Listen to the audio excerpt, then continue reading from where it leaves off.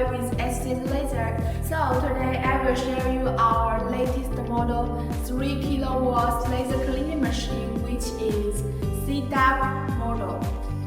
It's continuous wave, so it can be used on rusty metal, especially like the factory workpieces, auto parts, some kinds of very rusty metals.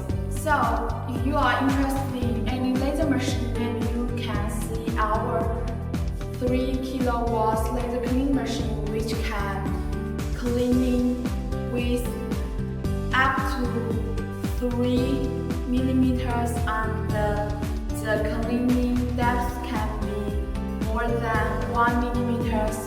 Today I will show you the interface of our cleaning machine.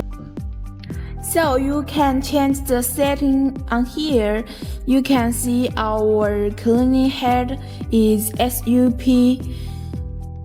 series, and you can change the focal length and the cleaning width, laser power, and so on. Also, you can change the language here, like our machine is support English, Spanish, and so on. So now I will show you how to use our laser cleaning machine.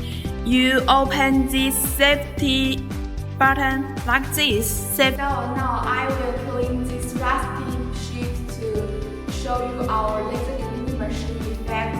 Like this, you keep pushing the button